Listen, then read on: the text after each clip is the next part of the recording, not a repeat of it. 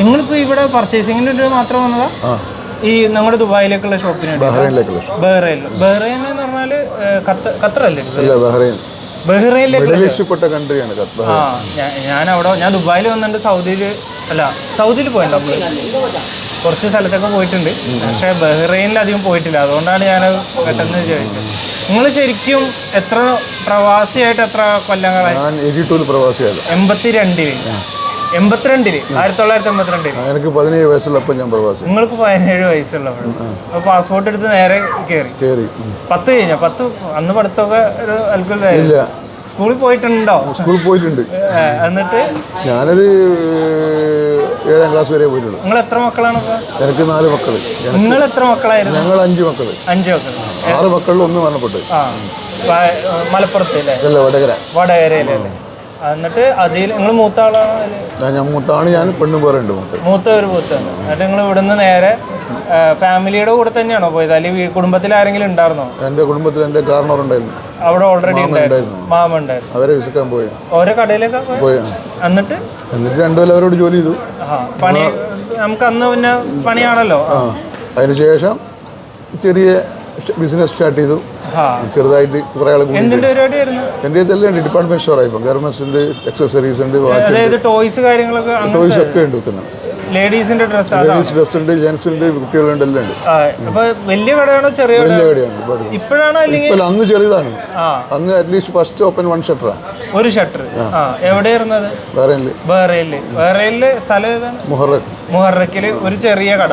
എത്ര square feet ഉണ്ടാവും? അതൊരു 150 സ്ക്വയർ ഫീറ്റ്. 150 square feet. കുഞ്ഞു കട. നിങ്ങൾ ഒറ്റക്കാർന്നാ? അല്ല, ഞങ്ങൾ കുറെ പാർട്ണർഷിപ്പ് ഉണ്ട്. കുറെ പേരുണ്ട്. 3-4 പേരുണ്ട്. 4 പേര് ചേർന്ന്. അന്ന് പിന്നെ ബജറ്റൊക്കെ അല്ലേ? അത് കഴിഞ്ഞ് ഇപ്പൊ വികസിപ്പിച്ച് ഇപ്പൊ 7 പാർട്ണർമാരുള്ളൊരു കമ്പനിയായി. ഞാൻ ഒരു കാര്യം ചോദിച്ചോട്ടെ, ഇത്ര പാർട്ണർമാരായിട്ട് ഒച്ചപ്പാടും തല്ലൊന്നും ഇല്ലാണ്ട് എങ്ങനെ ഒരു പരിപാടി നടത്തും? അത് GCCക്ക് അങ്ങനെ ഗുണമുണ്ട്. അവിടെ പാർട്ണർഷിപ്പിന് ആദ്യമൊക്കെ പാർട്ണർഷിപ്പ് ലീഡില്ല, വായുവാക്ക് മാത്രമേ ഭർത്താനുള്ള പണം. അത് ഇതുവരെ തുടർന്നു. ഞാൻ പലപ്പോഴും കേട്ടിട്ടുണ്ട് മലപ്പുറത്ത് നിന്നൊക്കെ 12 പേരും 15 പേരൊക്കെ വെച്ചിട്ട് തുണിക്കടകളും അങ്ങനത്തെ പരിപാടിയൊക്കെ തുടങ്ങലുണ്ട്. അങ്ങനെ തന്നെയാണല്ലോ ഇപ്പോഴും. നമ്മള് പക്ഷെ ഇപ്പൊ എന്തെങ്കിലും പ്രശ്നം ഉണ്ടെങ്കിൽ ഇതിനൊരു കണക്കൊക്കെ ഉണ്ടല്ലോ, അങ്ങനെ അതൊക്കെ ഉണ്ട്. ലെഡ്ജർ, അന്ന് കമ്പ്യൂട്ടർ ഇല്ല, ബുക്കിൽ എഴുതല്. അത് വെച്ചങ്ങ് വിശ്വാസത്തോടുകൂടി അങ്ങ് ചെയ്യും. കുറച്ചുകൂടി വിശ്വാസം കൂടുതലുണ്ടായിരുന്നു. എല്ലാവർക്കും വിശ്വാസം, തമ്മിൽ വിശ്വാസമുള്ള ആൾക്കാരല്ലേ തുടങ്ങുള്ളൂ അല്ലേ? എന്നിട്ട് ഒന്നിച്ച് ജോലി ചെയ്ത ആൾക്കാരെല്ലാം കൂടി എല്ലാം കൂടി പണറായി തുടങ്ങി. കൊല്ലങ്ങളെടുത്തു. ചൈനയിൽ നിങ്ങൾ ആദ്യമായിട്ട് എപ്പോഴാണ്? 1999. അതായത് ഈ നമ്മുടെ ബഹ്റൈനിലെ ഷോപ്പിലേക്ക് സാധനങ്ങൾ എടുക്കാൻ വേണ്ടി. അതിന്റെ മുമ്പ് എടുത്തിരുന്നത് വെച്ചാൽ അന്ന് ചൈന ഓപ്പൺ അല്ലായിരുന്നു. അതിന്റെ മുമ്പ് ഞാൻ എടുത്തു ഹോങ്കോങ്, ഇന്തോനേഷ്യ, തായ്ലൻഡ് ആയിരുന്നു. ഹോങ്കോങ് ചൈനയിലല്ലേ? അല്ല, ഹോങ്കോങ് അടുത്ത് സിറ്റിയാണ്. ചൈന വേറെ രാജ്യം ഹോങ്കോങ്. അതെ, ചൈനയിലല്ലേ? ഇപ്പം ചൈനയുടെ കീഴിലാണ് ഉള്ളത്. അപ്പൊ അവിടെ നിന്നും ഇന്തോനേഷ്യന്നും തായ്ലാൻഡിൽ സാധനം എടുക്കും. എന്നിട്ട് നമ്മൾ ബഹ്റൈനിൽ സെല് ചെയ്യും. പിന്നീട് ചൈന ഓപ്പൺ ആയതിനു ശേഷം നേരിട്ടായി ഇവിടെ വന്നു. അന്ന് വന്നെന്ന് വെച്ചാല് ഇന്നത്തെ പോലെ അത്ര നിങ്ങൾ തന്നെയാണോ പർച്ചേസ് കാര്യങ്ങളൊക്കെ ചെയ്യാൻ? പുതിയ മോഡൽ കാര്യങ്ങളൊക്കെ പോയി പർച്ചേസ് ചെയ്ത്. അന്ന് എങ്ങനെയായിരുന്നു കാര്യങ്ങളൊക്കെ? എളുപ്പമായിരുന്നു? എളുപ്പമൊന്നുമല്ലായിരുന്നു. അന്ന് കുറച്ച് ബുദ്ധിമുട്ടുണ്ടായിരുന്നു ഇവിടുത്തെ ഫുഡിന്റെ കാര്യത്തിൽ. മെയിൻ ഫുഡാണ്. ഫുഡ് കിട്ടൂല. ഫുഡ് കിട്ടില്ല. അപ്പൊ ഇവിടെ മുസ്ലിങ്ങളൊക്കെ ഉള്ളതല്ലേ? മുസ്ലിങ്ങളുണ്ട്, പക്ഷെ ചില ഏരിയകളിലേ ഉള്ളൂ. എല്ലായിടത്തേക്കും അത്ര ഫുഡ് എല്ലാ റെസ്റ്റോറൻറ്റിലും ഇല്ല. അത് ചില ഏരിയയിൽ നോക്കി പോകണം. പക്ഷെ അന്ന് കുറവായിരുന്നു. അന്ന് ഞങ്ങൾ സീ ഫുഡ് കഴിക്കാം, മീനും ചോറും മാത്രം. മീനും ചോറും.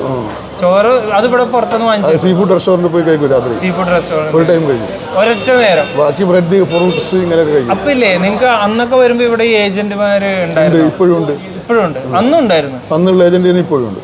അതല്ലേ, അന്നുള്ള ആളുകള് ഇന്നുണ്ട്. ചൈനക്കാരാണ്. ഇപ്പൊ നിങ്ങൾ എങ്ങനെ ഏജന്റുമാര് വഴിയാണോ? ഏജന്റുമാരില്ലാണ്ട് പർച്ചേസ് ചെയ്യാനാവില്ല. ഇല്ല, ഞങ്ങൾ ഓർഡർ ചെയ്യുന്ന സാധനങ്ങളാണ്. അത് ഉണ്ടാക്കി കഴിഞ്ഞാൽ ഞങ്ങൾ ഓർഡർ ചെയ്ത പോലെ ഉണ്ടോ എന്നുള്ള അവർ ചെക്ക് ചെയ്യണം. അല്ലെങ്കിൽ കൈ കുറവായിരിക്കും, കാല് കുറവായിരിക്കും, കളർ കുറവായിരിക്കും. സ്റ്റിച്ചിങ് ഇവിടെ തന്നെ ആയിരിക്കും. നല്ല സ്റ്റിച്ചിങ് ഉണ്ട്. ഇപ്പൊ ബഹ്റൈനിൽ ഇപ്പൊ നിങ്ങൾക്ക് എത്ര ഷോപ്പോ? ഒരു ഷോപ്പ്? 5 ഷോപ്പ്. 5 ഷോപ്പായി. അത് അത്യാവശ്യം വലിപ്പമുള്ള ഷോപ്പ്. 10, 20, 25 ആൾക്കാർ ജോലി ചെയ്യുന്നുണ്ട് ഒരു ഷോപ്പിൽ. ഒരു ഷോപ്പിൽ 25 പേര് വെച്ച്. പേരെന്താണ് ഷോപ്പിന്റെ? ഷോപ്പിന്റെ പേര് 2-3 പേരിലുണ്ട്.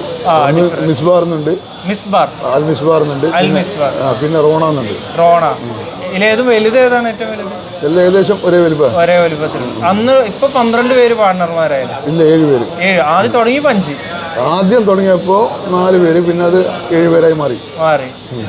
അന്നുള്ള പാർട്ണർമാർ റിലേഷന്മാരുണ്ട്, ബന്ധുക്കളുണ്ട്. എൻ്റെ കൂടെ എൻ്റെ കാരണവറുണ്ട്, പിന്നെ എൻ്റെ ഭാര്യയുടെ ആങ്ങളുണ്ട്. ഇല്ല, ഇപ്പൊ ഒരാൾ മരണപ്പെട്ടു, ഭാര്യയുടെ ആങ്ങള. അപ്പൊ എന്ത് ചെയ്യും? അതിന്റെ ഷെയർ വീട്ടിലേക്ക് അവരിപ്പോഴും കൊടുക്കുന്നുണ്ട്, ഷെയർ ഉണ്ട് ഇപ്പോഴും. അത് ഞങ്ങൾ തുടർന്ന് പോകുന്നുണ്ട്. അവരെ മക്കളുണ്ട്, അവകാശികളുണ്ട്. പിന്നെ മലയാളികളാണോ നടത്തണൊക്കെ? മലയാളികളെ മാനേജ്മെന്റ് ഞങ്ങളുടെ ബന്ധുക്കൾ തന്നെയാണ്. പാർട്ണർമാരും മക്കളൊക്കെയാണ് എല്ലാം ചെയ്യണത്. പിന്നെ ഇപ്പൊ ഞങ്ങളിപ്പോ വരാന്ന് വെച്ചാൽ എനിക്ക് തോന്നി ആകെ ഈ പറഞ്ഞ 25,000 രൂപ ഒരു മാസം ശമ്പളം ഉണ്ടെങ്കിൽ ഒരു ടിക്കറ്റ് കിട്ടും അന്നെന്ന് വെച്ചാൽ. പക്ഷെ എനിക്ക് തോന്നുന്നു നിങ്ങൾക്ക് ഇപ്പൊ ഇത്രയും കാണുന്ന അത്ര മലയാളികൾ ഇല്ലല്ലോ. മലയാളികളോടൊക്കെ എങ്ങനെ പെരുമാറ്റമൊക്കെ? ഒരു രീതിയിൽ പ്രശ്നങ്ങളൊന്നുമില്ല ഇതുവരെ. എന്റെ അനുഭവത്തിലില്ല. ഇതുവരെ ഇല്ല. പിന്നെ എനിക്ക് കുറേ കൂടി ഫ്രീ ആണെന്ന് തോന്നുന്നല്ലേ ആളുകളോട് പെരുമാറുന്നത്? എന്റെ അനുഭവത്തിലൊന്നുമില്ല. ഇല്ല, അത്യാവശ്യം നല്ല രീതിയിൽ തന്നെ. പിന്നെ തുണിയുടെ ഫീൽഡ് മാത്രമാണ് ഇവിടുന്ന് സാധനം പർച്ചേസ് ചെയ്യുന്ന പല സാധനങ്ങൾ. ഷൂസ് ഉണ്ട് നിങ്ങളുടെ ഷോപ്പിലേക്കുള്ള എല്ലാം എന്നിട്ട് ബാഗ് ഉണ്ട്, ബാക്ക് പാക്ക് ഉണ്ട്, എല്ലാം ഉണ്ട്. ഇപ്പൊ നിങ്ങളിപ്പോ ഇവിടെ നിന്ന് വന്ന് സെലക്ട് ചെയ്തതിനാ ഒരു കൊല്ലത്തേക്കുള്ള സാധനമാണോ? ഞങ്ങൾ 2 മാസം 2.5 മാസം കൂടുമ്പോൾ വരും. 2.5 മാസം കൂടുമ്പോൾ വരും. 1-2 മാസം കൂടുമ്പോൾ വരും. പുതിയ ഐറ്റംസ് കിട്ടണ്ടെങ്കിൽ അങ്ങനെ വരണം ഇവിടെ. അപ്പൊ റൂം എടുത്തേക്ക് വന്നിട്ട് ഹോട്ടൽ റൂം ഇവിടെ വന്നിട്ട് വണ്ടിക്ക് അല്ല, ഞാൻ കറങ്ങും. ഏജന്റ് എന്റെ കൂടെ കാലത്ത് ഏജന്റ് ഉണ്ടാവും. ടാക്സി എടുത്തിട്ട് അങ്ങ് ഇറങ്ങുമല്ലേ? അതിപ്പോ രാവിലെ ഞങ്ങൾ പോകുമ്പോൾ ഞങ്ങളുടെ കൂടെ ഏജന്റ് വേണം. കാരണം എല്ലാവർക്കും ഇംഗ്ലീഷ് അറിയില്ല ജനക്കാർ. അപ്പൊ അവര് തർജ്ജമ ചെയ്യണം. ഏജന്റിന് എങ്ങനെയാണ് കമ്മീഷൻ ഫീസ് കൊടുക്കും. എത്ര ശതമാനം? ഇപ്പൊ $1 ലക്ഷം സാധനം എടുത്തു കഴിഞ്ഞാൽ അവരുടെ കമ്മീഷൻ ഉണ്ടാവും 4%, 5%. നമുക്ക് അവരോട് നെഗോഷിയേറ്റ് ചെയ്യാൻ പറ്റുമോ? അല്ലെങ്കിൽ 4% ചോദിക്കുമ്പോൾ നമുക്ക് 3 ഫിക്സ് ചെയ്യാം, 4 കുറയാം. ഒന്ന് വില പൈസ അനുസരിച്ച്, ക്വാണ്ടിറ്റി അനുസരിച്ചിട്ട്. നല്ല വലിയ കസ്റ്റമർ ആകുമ്പോൾ അവർ പെർസെന്റേജ് കുറച്ച് കാര്യങ്ങളൊക്കെ. നിങ്ങൾ ഇപ്പൊ നാട്ടിൽ എന്താ കടന്നു ഇടാത്ത? നാട്ടിൽ താല്പര്യമില്ല. നാട്ടിനെക്കാളും ബിസിനസ് നല്ല മിഡിൽ ഈസ്റ്റ് തന്നെയാണല്ലേ. മാർജിൻ ആണ്, ലേബർ പ്രശ്നമില്ല, ഇൻകം ടാക്സ് പ്രശ്നമില്ല, ഒരു രാഷ്ട്രീയക്കാരുടെ പ്രശ്നമില്ല, ഇങ്ങനത്തെ പ്രശ്നങ്ങളൊന്നുമില്ല. സ്ട്രൈക്കില്ല, സമരങ്ങളില്ല. പണ്ട് തൊട്ടേ ബഹ്റൈനിൽ തുടങ്ങിയോണ്ടാണോ അവിടെ പരമാവധി ഷോപ്പ് ഇടാന്നുള്ളത്? ഇപ്പൊ നിങ്ങള് ബിസിനസ് നാട്ടിലേക്കാണ് നല്ല മിഡിൽ ഈസ്റ്റ് ചെയ്യലോ? പ്രോഫിറ്റ് എന്തെങ്കിലും തുടങ്ങിയിട്ടുണ്ടോ നാട്ടില്? ഇല്ല, എന്റെ ബിസിനസ് ഒന്നുമില്ല. ഒന്നായിട്ട് തുടങ്ങിയിട്ടില്ല. സ്വന്തമായിട്ട് ഒരു ബിസിനസ് ഇല്ല നാട്ടിലിട്ടിട്ടില്ല. നിങ്ങളിപ്പോ ബഹ്റൈനിലെന്ന് പറഞ്ഞാല് ഇപ്പൊ നമ്മള് കട ഇടുന്നു, കട കണ്ട ആള് വരിക, ആ രീതിയിലല്ലാണ്ട് വേറെ എന്തെങ്കിലും മാർക്കറ്റിംഗ് പരിപാടികൾ അങ്ങനെ എന്തെങ്കിലും? ഷോപ്പ് ഇടുക, നല്ല കണ്ണായ സ്ഥലത്ത് ഷോപ്പ് ഇടുക. ഇപ്പൊ ഞാൻ പറയട്ടെ, ഇപ്പൊ നിങ്ങളൊരു സ്ഥലത്ത് ഷോപ്പിൽ തുടങ്ങി, എന്നിട്ട് അതിൽ പ്രോഫിറ്റ് ഇല്ലാതായി, അങ്ങനെ ക്ലോസ് ചെയ്യല്ലേ? അപ്പൊ എങ്ങനെയാണ്? അതായത് ഇപ്പൊ ഒരു ഷോപ്പ് ഇടാൻ നമുക്കൊരു ഇത്ര രൂപ ഇന്റീരിയറിന് ചെലവില്ലേ? എത്ര നാള് നോക്കും? ഞങ്ങളൊരു കൊല്ലം വെയിറ്റ് ചെയ്യും. ഒരു കൊല്ലം നോക്കും. ഒരു ബിസിനസ്, ഒരു ഷോപ്പ് തുടങ്ങിയിട്ട് ഒരു കൊല്ലം അവിടെ കച്ചവടം നോക്കും. അതുവരെ എല്ലാം ഓക്കെ ആയിട്ട് നടക്കും. കച്ചവടം ഇല്ല, എനിക്ക് ഹൈപ്പ് ഉണ്ടാവൂല എന്ന് തോന്നിക്കഴിഞ്ഞാൽ സ്റ്റോപ്പ് ചെയ്തിട്ട് റെന്റ് കൊടുക്കുമ്പോൾ ലോസ് വരും. 2 കോടി നാട്ടിലെ പോലെ മധ്യസ്ഥക്കാർ വ്യാപാര വ്യവസായം ഒന്നും ഇല്ല. അത് കൊടുക്കുന്ന വേണം നിർബന്ധം. നമ്മളിപ്പോ 2 കോടി ലോസ് വന്നാലും അത് കൊടുത്തിട്ട് സാധനം ചിലപ്പോ വേറെ കടയിലേക്ക് എടുക്കും. ചിലപ്പോൾ വേറെ എവിടെയെങ്കിലും തുറക്കും. അതേ കട തന്നെ വേറെ സ്ഥലം ഇതാക്കിയാക്കും. ഈ സ്ഥലം കണ്ടുപിടിക്കുന്നതിന് എന്തെങ്കിലും ടെക്നിക്ക് ഉണ്ടോ? ഒരു ടെക്നിക്കും ഇല്ല. അത് നിങ്ങളിപ്പം വേറെ നിങ്ങൾ പഠിച്ചു കഴിഞ്ഞാൽ നിങ്ങൾക്ക് തോന്നും ഇന്ന ഏരിയയിൽ ബിസിനസ് കിട്ടും, ഇന്ന ഏരിയയിൽ ആള് വരാൻ സാധ്യത. അല്ലാതെ വേറെ ഇവരിപ്പോ തുടങ്ങിയ കടയില്ല, ഇവർക്കറിയാം ഇവിടെ കിട്ടും ബിസിനസ്. ഇവിടെ അത്യാവശ്യം അല്ല വേറെ മാർക്കറ്റ് റിസർച്ചും അതിന്റെ ഒരു തമ്പ് റൂളാണ്. അതിപ്പോ അവൻ ഇവിടെ സ്ഥിരം വരുന്ന ആളാണ് ഈ മാർക്കറ്റിൽ. അപ്പൊ അവനറിയാം ഇവിടെ കിട്ടിയാൽ എനിക്കൊരു കച്ചവടം കിട്ടും, അത്യാവശ്യം ആള് വരാൻ സാധ്യതയുണ്ട്. അങ്ങനെ കോലം. ഇപ്പോഴത്തെ പിള്ളേരാണെങ്കിൽ എൻ്റെ തലമുറ അല്ലെങ്കിൽ എൻ്റെ താഴെയുള്ള പിള്ളേർക്കൊക്കെ ആണെന്നുണ്ടെങ്കിൽ ഒരു പരിപാടി തുടങ്ങാൻ പേടിയാണ്. ഉള്ള കാര്യം നമുക്കൊരു ഐഡിയ ഇല്ല. നമുക്ക് സംഭവം ചെയ്താൽ ഇത് തോറ്റു പോകുമെന്നുള്ള പേടി എല്ലാവർക്കും ഉണ്ട്. നിങ്ങൾ ഇത്രയും വലിയ ഒരു ഷോപ്പ് ഇപ്പോൾ നടക്കില്ല എന്നുണ്ടെങ്കിൽ ഇത്രയും പൈസയുടെ ഒരു പെട്ടെന്ന് ഡൗൺ ആകുമ്പോൾ നിങ്ങൾ എങ്ങനെയാണ് ഒരു മനക്കെട്ട്? അതൊരു ബിസിനസ് ചെയ്യുന്ന ആൾക്കാർക്ക് കുറേ റൂട്ട് പോകുമ്പോൾ ബിസിനസ് ചെയ്തുകൊണ്ടിരിക്കുന്നവർക്ക് അത് ചില ബിസിനസ്സിൽ നഷ്ടം വരും, ചില ബിസിനസ്സിൽ ലാഭം കിട്ടും. അതൊക്കെ സാധാരണയുള്ള ബിസിനസ്. അതിൽ ടെൻഷൻ. നിങ്ങൾ പൈസ കാണുന്ന രീതി വേറെയാണെന്ന് തോന്നുന്നു. ഞങ്ങൾ പൈസ കാണുന്ന വേറെ രീതിയൊന്നുമല്ല. പൈസക്കെല്ലാം പോകുന്നതിനൊക്കെ ബുദ്ധിമുട്ടും കാര്യങ്ങളൊക്കെ എല്ലാവർക്കും ഉണ്ട്. പക്ഷെ ഞങ്ങൾ എന്ന് വെച്ചാൽ ഒരു ബിസിനസ് തുടങ്ങാണ്ട് ഇത് വിജയിക്കൂലല്ലോ, അങ്ങോട്ട് പോകില്ല. മേലോട്ട് നമുക്ക് പോകേണ്ടിക്കേണ്ട പുതിയ പുതിയ പ്രൊഡക്റ്റ് ഇങ്ങനെ ചെയ്ത് കൊടുക്കേണ്ടില്ല. അല്ലാണ്ട് ഒന്നും തന്നെ ഇരുന്നിട്ട് കാര്യമില്ല. ടൈം നമ്മളെ വയസ്സ് കൂടും, പ്രായം കൂടും, അതിനനുസരിച്ച് എന്ത് ചെയ്യണം, നമ്മൾ ഫോളോ അപ്പ് ചെയ്യണം. ഇനി ഒരു ലൈഫ് ഉണ്ടെങ്കിൽ നിങ്ങൾ ബിസിനസ്സുകാരനാവോ അല്ലെങ്കിൽ പണിക്കാരനാവോ? ഞാൻ ബിസിനസ്സുകാരനേ ആവുള്ളൂ എന്തായാലും. കാരണം ഒരു ബിസിനസ് ചെയ്ത് എങ്ങനെ ഒരാളെ കീഴിൽ ജോലി ചെയ്യാൻ നിൽക്കൂല. ഇല്ല. അതെന്തുകൊണ്ടാണെന്നാൽ നമുക്ക് നമ്മുടെ ടൈമിനനുസരിച്ച് പോവാം. വേറൊരുത്തിന്റെ കീഴിലാകുമ്പോൾ അവരെ ടൈമിങ്, അവരെ കാര്യങ്ങളൊക്കെ ഉണ്ടാവും. ഫ്രീഡം കൂടുതലായിട്ട് ഒരു മനുഷ്യനോട് ചോദിക്കാൻ നിൽക്കണ്ട. പക്ഷെ ഒരു സാധാരണ ഇപ്പൊ ജോലി ചെയ്യണ ആള് അവനിപ്പോ ഒരു ലക്ഷം രൂപ അല്ലെങ്കിൽ 2 ലക്ഷം രൂപ സാലറി ഉണ്ടെന്ന് വരും. ടെൻഷൻ കുറവല്ലേ? ചില ആൾക്കാർ നല്ല ബിസിനസ് ഉള്ള ഫാദറിന്റെ ഒക്കെ മക്കള്, ചില ആൾക്കാർ ബിസിനസ് ചെയ്യാൻ താല്പര്യപ്പെടുന്നില്ല. അവര് കമ്പ്യൂട്ടറിൽ ഇരിക്കുക, ജോലി ചെയ്യാൻ പോവാ. ഒരു ലക്ഷം കിട്ടിയ അവന്റെ ചെലവായി. പിന്നെ വാപ്പ ഓൾറെഡി ഉണ്ടാക്കിയിട്ടുണ്ട്. ജനറേഷൻ അങ്ങനെയാണ് കൂടുതൽ. ഇപ്പോ സെക്കൻഡ് ജനറേഷൻ ഇപ്പൊ നിങ്ങളൊക്കെ ആണെങ്കിലും ഇനി ഇത് നടത്താനത് വേണമെങ്കിൽ അടുത്ത തലമുറയിലുള്ള ആൾക്കാർ അവരെങ്ങനെ ഇൻട്രസ്റ്റ് ഉണ്ടോ? മോശമൊന്നുമില്ല, പ്രശ്നമില്ല. കാശ് കൊള്ളോണ്ട് കുഴപ്പമില്ല അല്ലേ? പക്ഷെ റിസ്ക് എടുക്കാനും ഇത്തിരി അപ്ഡേറ്റ് ചെയ്യാനൊക്കെ താമസം എടുക്കും. കുറച്ച് പഠിച്ച് വരണം. എല്ലാം എത്ര കൊല്ലം എടുക്കും? ഒരു 10 കൊല്ലം വേണ്ടപ്പോ, ഒരു 5 കൊല്ലം. നമ്മളെ ബിസിനസ്സിൽ ഇപ്പോൾ നമ്മളൊരു അടുത്ത ജനറേഷൻ വന്നു കഴിഞ്ഞാൽ, നമ്മളെ മക്കൾ വന്നു കഴിഞ്ഞാൽ 1 കൊല്ലം 1.5 കൊല്ലം കൊണ്ട് അവർ സെറ്റാവും. അത് അങ്ങനെ നമ്മൾ ഒരു ട്രെയിനിങ് കൊടുക്കും. ഈ ശരിക്കും പറഞ്ഞാല് ആളുകൾക്ക് ഇപ്പോൾ നിങ്ങൾ ബിസിനസ് ചെയ്താൽ നിങ്ങൾക്കൊരു അറിവുണ്ടാവും. ഈ സാധനം നമ്മുടെ മക്കൾക്ക് കറക്റ്റ് അതിന്റെ ഒറിജിനൽ ആയിട്ടുള്ള അറിവ് പറഞ്ഞു കൊടുക്കും. ഇതൊരു വലിയ സംഭവമാണ്. ഇത് വിലമതിക്കാനാവാത്തൊരു സംഭവമാണ്. കാരണം പറഞ്ഞാൽ മിക്ക ആൾക്കാർക്കും ഇപ്പോഴത്തെ ഒരു വിഷയം എന്താ വെച്ചാൽ ഈ പാഷൻ എന്നുള്ളൊരു എല്ലാവരും പാഷൻ്റെ പിന്നാലെ പോകുന്നുണ്ട്. ഇപ്പോൾ നമ്മൾ പണ്ടെന്ന് പറഞ്ഞാൽ പണിക്കര് അല്ലെങ്കിൽ തട്ടാൻ അങ്ങനെ പറഞ്ഞ അച്ഛൻ പറഞ്ഞു തരുന്ന ഒരു അറിവ്, ഹാർഡ് കോർ അറിവുണ്ടല്ലോ, ഇത് കറക്റ്റായിട്ട് കിട്ടണില്ല. കാരണം ഒരുത്തൻ സോഫ്റ്റ്വെയർ എഞ്ചിനീയറിങ്ങിന് പോയി, മറ്റവൻ വേറെ പരിപാടിക്ക് പോയി. അതുകൊണ്ട് ഈ ഒരു സംഭവം ഇങ്ങനെ വരാത്തത് കൊണ്ട് കുറേ അറിവുകൾ കിട്ടുന്നില്ല. കുറേ സമയം പലർക്കും വേസ്റ്റ് ആവുന്നുണ്ട് തോന്നുന്നു. നിങ്ങൾക്ക് അങ്ങനെ തോന്നിയിട്ടുണ്ടോ? ഇല്ല. അതായത് ഇപ്പോൾ ഒരു പരിപാടി നിങ്ങളുടെ മക്കൾക്ക് ഞാൻ ഒരു കാര്യം പറയാം. ഇതിനു മുമ്പ് ബിസിനസ് ചെയ്യുന്ന ഒരാളുടെ മോനാണോ അല്ലെങ്കിൽ ആദ്യമായിട്ട് അച്ഛന് ഒരു കൂലിപ്പണിയുള്ള ആളുടെ മോനാണോ രക്ഷപ്പെടാൻ സാധ്യത രണ്ടും ഉണ്ട്. പക്ഷേ ചില ആൾക്ക് എന്ന് വെച്ച് കഴിഞ്ഞാൽ ചില മക്കള് ചില കൂലിപ്പണിക്കാരുടെ മോനുള്ള അതിനുള്ള സന്ദർഭവും ചാൻസും അവന് കിട്ടൂല. ഒരു ബിസിനസ്സുകാരൻ്റെ മകനാകുമ്പോൾ ഞാൻ തുടർന്ന് വെച്ച ബിസിനസ്സിൽ ഇപ്പോൾ എൻ്റെ സിസ്റ്റം ആയി, എല്ലാം സംഭവങ്ങളൊക്കെ ആയി. ആ വിദ്യാഭ്യാസമുള്ള മകനാണെങ്കിൽ അവൻ വന്ന വില ഇരിക്കും. എല്ലാത്തോണ്ടും ഇരിക്കൂല, പേടിയുണ്ടാവും. എങ്ങനെ തുടങ്ങും, എങ്ങനെ ഫസ്റ്റ് സ്റ്റാർട്ടിങ് അതിന്റെ കടയിലൊരു എൻട്രി കിട്ടൂല. പിന്നെ കുറച്ച് വാപ്പ റിസ്ക് എടുക്കണം കണ്ട് ശീലമുള്ളതുകൊണ്ട് ഒരു റിസ്ക് എടുക്കാനുള്ള ഒരു ധൈര്യം ഉണ്ടാവുന്നു. അതെല്ലാവരും അങ്ങനെ തന്നെയാ. ഇപ്പൊ എന്റെ പാർട്ണറെ ഗ്രാൻഡ് സൺ വന്നിപ്പോ ഓൻ ആ ഫീൽഡിൽ വരുന്നുണ്ട്. നമ്മളെ കമ്പനിയിൽ നാളെ ചൈനയിൽ വരും, ഇവിടെ വരും, നാളെ വരും. അപ്പൊ അതുപോലെ പിന്നെ വേറൊരു ഡൗട്ട് ഞാൻ ചോദിച്ചോട്ടെ. എനിക്കെന്താ വെച്ചാൽ ഇതിനെപ്പറ്റി അറിയില്ലാത്തതുകൊണ്ട് ചോദിക്കാം.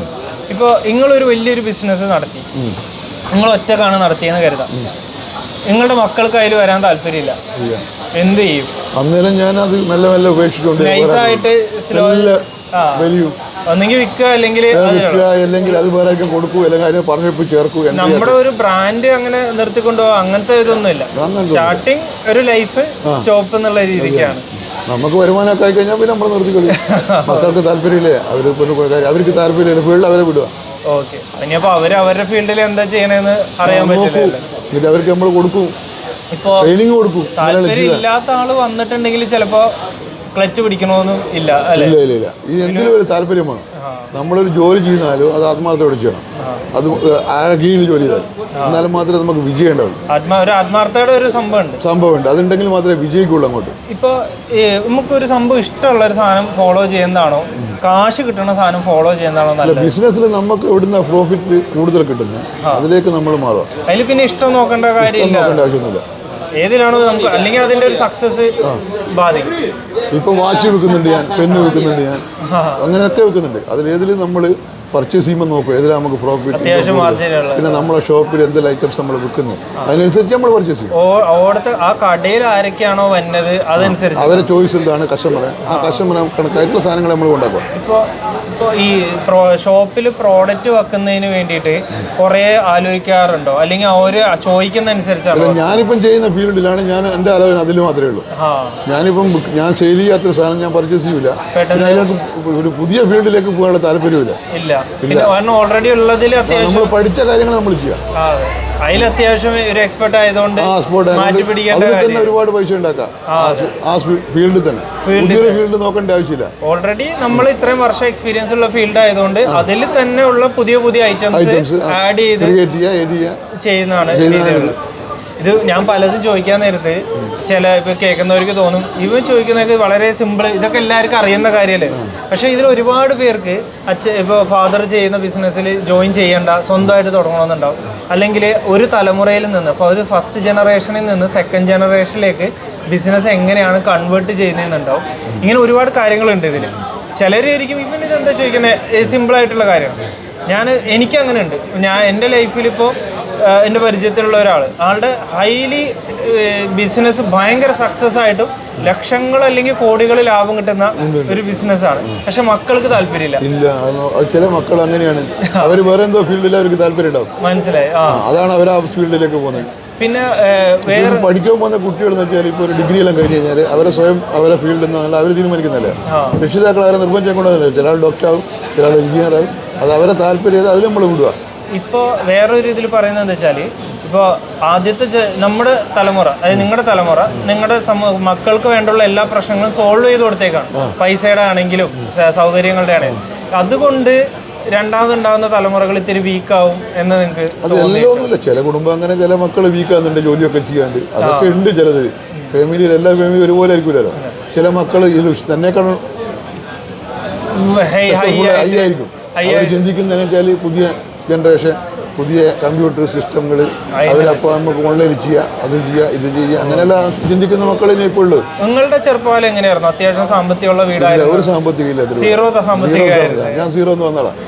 അപ്പൊ നിങ്ങൾക്ക് സ്വന്തം മനസ്സിലൊരു ആഗ്രഹം ഉണ്ടായിരുന്നോ ഒന്ന് നല്ല ക്ലിക്ക്? ഞാൻ ബഹ്റൈനിൽ വരും മുന്നേ ബോംബെയിലായിരുന്നു. ഞാൻ എൻ്റെ ഈ തൊഴിൽ പഠിച്ച ബോംബെ നിന്നാണ്. ഫുട്പാത്ത് അവിടെ സെല് ചെയ്തിട്ടാണ്? അവിടെ സെല് ചെയ്തു. ഫുട്പാത്തിൽ നിന്ന് റെഡിമെയ്ഡ് വിറ്റിട്ടാണ് പഠിച്ചത്. അപ്പൊ എവിടെ നിന്ന് വാങ്ങിക്കും? ഞാൻ ബോംബെയിൽ വാങ്ങിക്കും. അവിടെ തന്നെ നിങ്ങളുടെ 16-ാമത്തെ വയസ്സിൽ? 15-ാമത്തെ വയസ്സിൽ. അപ്പൊ നിങ്ങൾ ബോംബെക്ക് എത്രാമത്തെ വയസ്സിൽ പോയി? ഞാൻ 14-ാമത്തെ വയസ്സിൽ 14 പോയി. എന്നിട്ട് അവിടെ ഫുട്ബോളിൽ കാര്യം സെല്ല്. അതിന് ശേഷം ഫുട്പാത്തിൽ നിന്ന് സെല്ല് ചെയ്തുണ്ടാക്കിയ പൈസക്കാണോ നിങ്ങൾ ദുബായി പോയത്? അല്ല, ഞാൻ മദ്രാസിലൊക്കെ ജോലി ചെയ്തിട്ടുണ്ട്. അതിനു മുമ്പ് ബാലവേലയാണല്ലോ. ബാലവേലയൊക്കെ ചെയ്തിട്ടുണ്ട്. അത് പറഞ്ഞ കാര്യമില്ല. അതെല്ലാം നമ്മുടെ സാഹചര്യങ്ങളാണ്. മനസ്സിലായി. നമ്മുടെ കുടുംബത്തിന്റെ സാഹചര്യങ്ങൾ. പിന്നെ അന്ന് ഞാനൊക്കെ ഫസ്റ്റിൽ ജോലി ചെയ്ത് 1.25 രൂപ. 1.25 രൂപ ഒരു ദിവസം 12 മണിക്കൂർ ജോലി ചെയ്ത ഒരു രൂപ 75 പൈസയൊക്കെ. 1.75 പൈസയാണ്. എന്നിട്ട് അത് അങ്ങനെയൊക്കെ ജോലി ചെയ്തിട്ടുണ്ട്. 2 രൂപയ്ക്ക് ചെയ്തിട്ടുണ്ട്, 3 രൂപയ്ക്ക് ചെയ്തിട്ടുണ്ട്. അതെന്റെ ഒരു അനുഭവങ്ങളാണ്. എന്നിട്ട് അതിനുശേഷം നിങ്ങൾ ബോംബെയിൽ ചെയ്തു? ബോംബെ ചെയ്തു, മദ്രാസ് ചെയ്തു. ഡ്രസ്സിന്റെ പരിപാടി എന്തെങ്കിലും ബുദ്ധിപൂർവ്വം സെലക്ട് ചെയ്താണോ? നല്ല മാർജിൻ അന്ന് ഈസി എന്ത് കണ്ട് അന്നേരം അത് ചെയ്തു. അന്നൊരു ക്ലോത്ത് ആണ് വിൽക്കാൻ ഇത്രയും കൂടി. ഒരു തുണി ഇട്ടിട്ട് വിൽക്കുക. ഒരു ഷീറ്റ് ബെഡ്ഷീറ്റ് വിരിച്ചിട്ടാല് സാധനം വെച്ചാൽ വിൽക്കാം. അന്നത്തെ സെയിലും ഇന്നത്തെ സെയിലും തമ്മിൽ കോടികളുടെ വ്യത്യാസം ഉണ്ടല്ലോ. അന്ന് ഇപ്പം ജോലി ചെയ്ത് 1000 രൂപ കുറച്ചാലും ജോലി ചെയ്യില്ല. അന്ന് ചെയ്ത ജോലി ശമ്പളം എല്ലാവരും ഇപ്പം. അതെ ഞാൻ മാത്രമല്ല, അന്ന് കിട്ടിയ 10% കിട്ടിയ അതാ വേണ്ടു. ഇന്നിപ്പോ 50% 100% കിട്ടണം പ്രോഫിറ്റ്. എന്നാലാണ് എല്ലാവരുടെ ചെലവും കഴിഞ്ഞിട്ട് നമ്മുടെ കയ്യിൽ എല്ലാം കാര്യം മാറിയില്ല. അതിനുശേഷം ബോംബെയിൽ കഴിഞ്ഞ് നേരെ ഇങ്ങോട്ട് പോയി. അപ്പോഴും നിങ്ങൾക്ക് ഒരു 17 വയസ്സ് 18 വയസ്സ് 18 ആകുന്നേ ഉള്ളൂ. Business click. അപ്പൊ ജോലി എന്നുള്ള രീതിയിൽ നിങ്ങൾ ബിസിനസ് തുടങ്ങിയത് ഏത് വയസ്സിലാ? ഒരു 20 വയസ്സ് 20 വയസ്സിൽ സ്വന്തം പരിപാടി തുടങ്ങി. സ്വന്തം പരിപാടി വെച്ചാൽ അതിൽ കുറെ പാർട്ണർമാരുണ്ട്. അപ്പൊ ഞാൻ അവിടെ ജോലി ചെയ്തതാണ്. അപ്പൊ ഞാൻ അതിന്റെ അകത്ത് അവർ പറഞ്ഞ് നമുക്ക് ഒന്നും ചെയ്യാന്ന്. അങ്ങനെ അതിന്റെ അകത്ത് ഏടായി. ഞങ്ങൾ 2-3 പേര്. നിങ്ങൾക്ക് സാലറി തന്നെയും ഭേദം നിങ്ങൾക്ക് ശമ്പളം ഷെയർ തരാതെ. അല്ല, ഞാൻ അങ്ങനെ 2-3 പേര് ഞങ്ങളോട് ഏടായതാണ്. അങ്ങനെ അങ്ങ് ചേർന്ന് ഇതായതാണ്. അതിൽ 3 പേരെ ബിസിനസ് ആയിരുന്നു ആദ്യം. അത് ഞങ്ങൾ 3-4 സെയിൽസ്മാൻമാർ ഏടായി. എന്നിട്ട് ഞങ്ങളത് വികസിപ്പിച്ചു. അതിനെക്കൊണ്ട് എന്ത് ചെയ്തെന്ന് വെച്ചാൽ കച്ചവടം ഇതുവരെ ഞങ്ങൾ മോശമായിട്ടില്ല. ഇപ്പൊ ഞാനിപ്പോ നമ്മളൊരു പാർട്ട്ണർ കച്ചവടം ചെയ്യാൻ നേരത്ത് ഇപ്പൊ നിങ്ങൾ 4 പാർട്ട്ണർമാരാന്ന് കരുതാം. ഒരാള് ഫുൾ ടൈം കടയിലുണ്ടാവും, അപ്പൊ ഓന് ശമ്പളം ഉണ്ടാവും. അത് കഴിഞ്ഞിട്ടാണ് ലാഭം എടുക്കുക. സ്ലീപ്പിംഗ് പാർട്ണർക്ക് ശമ്പളം ഉണ്ടാവില്ല. സ്ലീപ്പിംഗ് പാർട്ണർക്ക് ശമ്പളം ഉണ്ടാവില്ല. ഇല്ല, കടയിൽ ജോലി ചെയ്യുന്നവരാണ് പർച്ചേസ് മാനേജ്മെന്റ് ചെയ്യുന്നത്, അവർക്ക് ശമ്പളം ഉണ്ടാവും എപ്പോഴും. അത് മാസം ഉണ്ടാവും. അതിപ്പോ ആ മാസം നമുക്ക് വരുമാനം ഇല്ലെങ്കിലും അത് കൊടുക്കും. ശമ്പളം എന്തായാലും കൊടുക്കണം. എല്ലാവരും കയ്യിൽ നിന്ന് എടുത്ത് കൊടുക്കും. അതിപ്പോ കൊറോണക്കെല്ലാം നമ്മൾ ശമ്പളം കൊടുത്തു കച്ചവടമില്ല. അപ്പൊ പിന്നെയും പൈസ അതിലേക്ക് ഇടുക ചെയ്യാം. അത് കുറച്ച് അന്നേരം കുറച്ച് നഷ്ടം വരും, ചില വർഷങ്ങൾ നഷ്ടം ഉണ്ടാവും, ചില വർഷം. അപ്പൊ പിന്നെ ലാഭം എങ്ങനെ എടുക്കാം? മാസം എടുക്കണ്ടേ? ഇല്ല, അങ്ങനെയൊന്നുമില്ല. ഞങ്ങൾ ചില ആവശ്യങ്ങൾക്ക് ലാഭം ഉണ്ട് തോന്നിക്കഴിഞ്ഞാൽ ആവശ്യങ്ങൾക്ക് ഓരോരുത്തർ എടുക്കും. ഒരു ഇത്ര വെച്ച് വീതിച്ച് എടുക്കുമ്പോൾ എല്ലാവരും കുറച്ച് ആവശ്യമുള്ളവർ എടുക്കും. അങ്ങനെ രീതിയിലാണ് എടുക്കുക. അങ്ങനെയൊന്നുമില്ല, അല്ലാതെ ഫിക്സ് ഇതൊന്നുമില്ല. ഇല്ല, ഒരു വർഷമാകുമ്പോൾ എല്ലാവരും നോക്കി ഈ വർഷത്തെ വാടക എടുത്ത് അങ്ങനെയൊന്നല്ല നമുക്ക്. പക്ഷെ ഒരു വർഷം ചിലപ്പോ എല്ലാ മാസവും എടുക്കോ അല്ലെങ്കിൽ അങ്ങനെയൊന്നുമില്ല. ഇല്ല, ചിലപ്പോ ഒരു വർഷത്തിൽ ഞങ്ങൾ സ്റ്റോക്ക് എടുക്കും, എന്നിട്ട് അതൊക്കെ നോക്കൂ എന്തുണ്ട് പ്രോഫിറ്റ് ഉണ്ടോ കച്ചവടത്തിൽ. അതിന് ചിലപ്പോൾ വന്ന് പൈസ എടുക്കും, ചിലപ്പോൾ എടുക്കൂല. ഞങ്ങൾ എന്ത് ചെയ്യുന്ന വെച്ചാൽ വേറൊരു ബിസിനസ് സ്റ്റാർട്ട് ചെയ്യും. അങ്ങനെയൊക്കെ ഉണ്ട്, ഒരുപാട് കാര്യങ്ങളുണ്ട്. അപ്പൊ നിങ്ങൾക്കപ്പോ അത്യാവശ്യം കുറച്ച് പൈസ വേണമെന്നുണ്ടെങ്കിലോ അതെടുക്കും, അതിൽ നിന്ന് എടുക്കും. അപ്പൊ എല്ലാവരും എടുക്കും, ഉണ്ടെങ്കിൽ എടുക്കും. എനിക്കിപ്പോൾ ആവശ്യമുണ്ടെങ്കിൽ ഞാൻ എടുക്കും. അപ്പോൾ ഓരോരുത്തരും ആവശ്യം മോൻ എടുക്കും. അല്ല, അപ്പോ നിങ്ങൾക്ക് എടുക്കുമ്പോൾ ഓന് കിട്ടുന്നില്ലല്ലോ. അതോടെ എടുക്കാം, പ്രശ്നമൊന്നുമില്ല. ഞങ്ങൾക്ക് എടുക്കാന്നുള്ള തോന്നിയാൽ മാത്രമേ എടുക്കുള്ളൂ. അല്ല, അപ്പൊ ഞാൻ സത്യം അപ്പൊ നിങ്ങൾ എടുത്തു എന്ന് കരുതി മറ്റാൾ എടുക്കണമെന്നില്ല. അവൻ ആവശ്യം വരും, അവൻ എടുത്തോളൂ. അപ്പൊ എന്നിട്ട് ഒരു മാസം ഒരു വർഷമാകുമ്പോൾ നോക്കും, ഇവൻ 5 ലക്ഷം എടുത്തു, അവൻ 5 ലക്ഷം എടുത്ത്, അങ്ങനെ വേണ്ടിയിട്ട് അങ്ങനെ കൊടുക്കും. അതായത് ചില ആള് ഞങ്ങളെ ചില പാർട്ണർമാർ അന്നേരം വേണ്ടെന്ന് ഞാൻ പിന്നെ എടുത്തോളൂ. അതായത് ഇപ്പൊ ഞാൻ പറയാം, നിങ്ങൾ 4 പേര് തുല്യ രീതിയിൽ ബിസിനസ് ചെയ്തു. 8 ലക്ഷം രൂപ ലാഭമുണ്ട്. മറ്റേ സാലറി കൊടുക്കാനുള്ള സാലറി കൊടുത്തു കഴിഞ്ഞു. അപ്പോ ഈ 4 പേർക്ക് 2 ലക്ഷം രൂപ വെച്ചിട്ട് ഒരു വർഷം എല്ലാവർക്കും തുല്യമായിട്ട് കിട്ടിയിരിക്കും. അതിന് കണക്കുണ്ടാവും. ഈ ഒരു വർഷം വെച്ചാണോ? വർഷം വെച്ചിട്ടുണ്ട്. ചില സമയത്ത് ചില ആവശ്യങ്ങൾ വരാം, അപ്പൊ നേരത്തെ എടുക്കും. അങ്ങോട്ടും ഇങ്ങോട്ടും അഡ്ജസ്റ്റ് ചെയ്യും. വർഷം നോക്കും, എടുക്കും. എല്ലാവർക്കും ഒരേപോലെ ആവും. അവസാനം കണക്ക് കൂട്ടി വരുമ്പോൾ ഏകദേശം കിട്ടിയത് ഒരേപോലെ ആവും അല്ലേ? അത് ഞങ്ങളൊരു അഡ്ജസ്റ്റ്മെന്റ് ആണ്. ഓക്കെ. ഈ പാർട്ണർഷിപ്പിൽ എപ്പോ അഡ്ജസ്റ്റ്മെന്റ് നിർബന്ധമാണ്. അങ്ങോട്ടും ഇങ്ങോട്ടും അഡ്ജസ്റ്റ്മെന്റ് ഒരുപാട് കുറച്ച് ക്ഷമിച്ചു കൊടുക്കലും വിട്ടുവീഴ്ചകളൊക്കെ ചെയ്യണം, അല്ലാണ്ട് പാർട്ണർഷിപ്പ് വിജയിക്കില്ല. അങ്ങനെ പ്രശ്നങ്ങൾ വരും. ഇപ്പൊ ഞാൻ ഒരു കാര്യം പറയട്ടെ, നിങ്ങൾ 4 പേര് തുടങ്ങി വരുമാനമല്ല, 4 പേരും ഓരോ കാര്യങ്ങളായാലും ചെയ്യുന്നത്. ഒരുത്തം മടിയനായി എന്ത് ചെയ്യും? അതൊന്നും ആവൂല, അങ്ങനത്തെ ആളെ കൂട്ടൂല. ആദ്യം തന്നെ ഞങ്ങള് ഫിക്സ് ആണെന്ന് ആദ്യം ആളാന്ന് നോക്കുമല്ലോ. പറ്റിയ ആളാണോന്ന് നോക്കിയിട്ടേ ചെയ്യും. ഓക്കെ. കാരണം എനിക്കിതുപോലെ ഒരാളോട് ചോദിക്കാൻ കിട്ടിയിട്ടില്ല. അപ്പൊ ഇതുപോലെ ഇപ്പോഴത്തെ രീതി എന്ന് വെച്ചാൽ ഫുൾ പേപ്പർ വർക്കാണ്. എല്ലാ കാര്യങ്ങളും നാട്ടിൽ പൊതുവിൽ എല്ലാം പേപ്പർ വർക്ക് നടക്കൂല. പാർട്ണർഷിപ്പ് ഡീഡ് വേണം, എഗ്രിമെന്റ് വേണം, രജിസ്റ്റർ കിട്ടണം, അതൊക്കെ ഉണ്ടാവും. പക്ഷേ ഗൾഫിനെ സംബന്ധിച്ച് ഓരോരുത്തർ തുടങ്ങുന്ന വാക്കി തുടങ്ങുന്ന ആദ്യമൊക്കെ കടകളെന്ന് വെച്ചാൽ അറബീന്റെ പേരിലാണ് തുടങ്ങുന്നത്. നമ്മളെ പേരിൽ ഒന്നും ഉണ്ടാവില്ല. അല്ല, അല്ലാതെ സ്പോൺസർ ചെയ്യുന്നല്ല. സ്പോൺസർക്ക് മാസത്തിൽ റെന്റ് കൊടുക്കും, എന്നിട്ട് അവിടെ നിർത്തും. അതേ സമയത്ത് അവൻ എന്തെങ്കിലും സംഭവിച്ചു കഴിഞ്ഞാൽ അവന്റെ പേരിൽ തന്നെ കൂലി ഉണ്ടാവും. ഇപ്പൊ അതല്ല, ഇപ്പൊ നമ്മൾ WL തന്നെ കമ്പനി രജിസ്റ്റർ ചെയ്യുന്നു. 59%, 41%, അല്ലെങ്കിൽ 80%, 90%. അങ്ങനെ ലോക്കൽ എന്തായാലും വേണം, ഒരാള് വേണം. അതെന്തിനാ നമ്മൾ എന്തെങ്കിലും പണി? അങ്ങനെ ഗവൺമെന്റ് റൂൾസ് അതാണ്. അവിടത്തെ അല്ലേ? ദുബായിലൊക്കെ ഇപ്പൊ ഇത്തിരി വ്യത്യാസം ഉണ്ടെന്ന് തോന്നുന്നു. സ്വന്തം ലൈസൻസ് കൊടുക്കുന്ന ആളുണ്ട്. അത് വലിയ ഇൻവെസ്റ്റ്മെന്റ് ആണ്. ഞാനിപ്പോ ഒരാളോട് ചോദിച്ചു, സ്വന്തം എടുക്കണോ അല്ലെങ്കിൽ ഏതെങ്കിലും അറബിയുടെ കൂടെ എടുക്കണോ എന്ന് ചോദിച്ചു. നിങ്ങൾക്ക് സ്വന്തം എടുക്കാൻ വലിയ ഇൻവെസ്റ്റ്മെന്റ് വേണം. ഇൻവെസ്റ്റ്മെന്റ് കൂടി വരും, പൈസ ഡെപ്പോസിറ്റ് ചെയ്യണം, അങ്ങനെയൊക്കെ ഉണ്ട്. ഈ കമ്പനി ആകുമ്പോഴും LLC ആകുമ്പോഴും ഒരു 4950 വേണം. അങ്ങനെയാണ് ഇത് കാര്യം. ഞങ്ങളിതുപോലെ പറയുമ്പോൾ ദുബായിൽ തുടങ്ങി. ദുബായിൽ പക്ഷേ ഇപ്പം പഴയ പോലെയല്ല, നല്ല പൈസ. ബാങ്ക് അക്കൗണ്ട് എടുക്കാനെന്തോ 3 മാസം നടക്കേണ്ട അവസ്ഥ കാര്യങ്ങളൊക്കെ. നിങ്ങളിനി മസ്കറ്റ് അല്ല, ബഹ്റൈൻ അല്ലാതെ വേറെ എവിടെയെങ്കിലും നോക്കുന്നുണ്ടോ? അവിടെ തന്നെ നോക്കുന്നുണ്ടെങ്കിൽ ഞങ്ങളെ കമ്പനിയെ പോകുള്ളൂ, വേറെ സെപ്പറേറ്റ് പോകും. ഞാൻ വേറൊരു ഡൗട്ട് വെച്ചോട്ടെ. ഇപ്പൊ നിങ്ങൾക്ക് 5 കടയില്ലേ അവിടെ? എന്താ 5 കട ഒരേ പേരിട്ട് ഒരു ബ്രാൻഡ് പോലെ ആക്കി? അത് എപ്പോഴും നമ്മളൊരു ബന്ധപ്പെടുന്ന അറിഞ്ഞത്. അപ്പൊ അന്ന് ഓന്റെ പേരില് 2 കട, 3 കട ഒരാളെ പേര്, രണ്ടാളെ പല പേരിട്ട് 2 പേരേ ഉള്ളൂ. 2 പേരിലാണ്, ഒരെണ്ണത്തിൽ 3 കടയും മറ്റേ 2 കടയും. ഇനിയിപ്പോ ഞാൻ ഒരു കഴിച്ചിട്ടെ, ക്ലോത്ത് ഇൻഡസ്ട്രി ആണല്ലോ, ഈ ഇൻഡസ്ട്രിയിലേക്ക് പുതിയതായിട്ട് വന്ന ചെറുപ്പക്കാർ അതിനെങ്ങനെയുണ്ട്? ലാഭമുള്ള പരിപാടിയാണോ? ലാഭമുള്ള പരിപാടിയാണ്.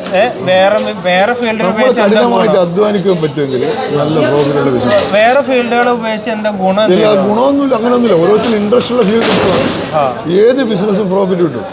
പക്ഷെ അത് അതിനെപ്പറ്റി കുറച്ച് നമ്മൾ അധ്വാനിക്കണം, മെനക്കണം. ഞാൻ ഇപ്പോൾ ചോദിച്ചോട്ടെ, ഇപ്പോൾ നമുക്കിപ്പോൾ ഒരു 500 രൂപ നമ്മൾ ചൈനയിൽ നിന്ന് വാങ്ങുന്ന സാധനം, എക്സാമ്പിൾ വരുന്ന നമുക്ക് 1000 രൂപയിൽ ചിലവിൽ സാധനം നമ്മുടെ അടുത്ത് കിട്ടി. 100% മാർക്കറ്റിങ്ങിന് പൈസ കൂട്ടി, അതായത് പൈസ ഇടാൻ നേരത്ത് ഈ 1000 രൂപയുടെ സാധനം നമ്മൾ മിനിമം 3000 ഇടണോ അല്ലെങ്കിൽ 2000 ഇടണോ? 2000 കിട്ടിയാൽ മതി. 2000 കൈ കിട്ടിയാൽ മതി. അപ്പോൾ ഒരു 2000 കിട്ടണ്ട. അറ്റ്ലീസ്റ്റ് റീറ്റെയിൽ വെക്കുന്നെങ്കിൽ നമ്മളെ ഇൻക്ലൂഡ് ഓൾ കോസ്റ്റ്, ചെലവ് ഉൾപ്പെടെ 50% കിട്ടി. ചെലവ് കഴിഞ്ഞ് 50 കിട്ടണം. അതായത് കടയുടെ വാടക, സാലറി എല്ലാം കൂടി 85 കിട്ടി. എല്ലാം കൂടി ഒരു 85 ഉണ്ടെങ്കിൽ ചിലവല്ല 30% ചിലവും കഴിഞ്ഞ് നമുക്ക് ലാഭകരമായിട്ടുള്ള രീതിയിൽ ഇപ്പോൾ ഓൺലൈനിലായിട്ട് കുറേ സംഭവങ്ങളൊക്കെ വന്നല്ലോ. അപ്പോൾ അതുകൊണ്ട് നിങ്ങൾക്ക് കച്ചവടത്തിന് കുറവൊന്നുമില്ല. ഞങ്ങളും ചെയ്യാറ് ഓൺലൈൻ ചെയ്ത് അത് നമ്മളെ ബ്ലോഗറും കാര്യങ്ങളൊക്കെ ഇടുന്നുണ്ടല്ലോ. എല്ലാ ഷോപ്പിന് വേണ്ടിയിട്ട് ബ്ലോഗർ കാര്യങ്ങളൊക്കെ ഇടുന്നുണ്ട്. പുതിയ രീതിയിലേക്ക് മാറൂല. നമ്മളെ മക്കളെല്ലാം മാറി ചെയ്യുന്നില്ല. അവരുടെ പുതിയ ബുദ്ധികൾ ആഡ് ചെയ്ത് എനിക്ക് കമ്പ്യൂട്ടർ അറിഞ്ഞുകൂടെങ്കിൽ അറിയുന്ന അറിയാവുന്നവരെ ഉപയോഗിച്ചിട്ട് കാര്യങ്ങൾ. അപ്പോൾ ഇവിടെ വന്ന കാര്യങ്ങളെല്ലാം നല്ല രീതിയിൽ നടക്കട്ടെ. നിങ്ങളുടെ പേരും കൂടി പറയും. എൻ്റെ പേര് അബ്ദുള്ള, വടകരയാണ് സ്ഥലം. അപ്പോൾ ഇനി ഇൻഷാ അല്ലാഹ് നമുക്ക് മറ്റൊരു വീഡിയോയിൽ കാണാം. ബൈ.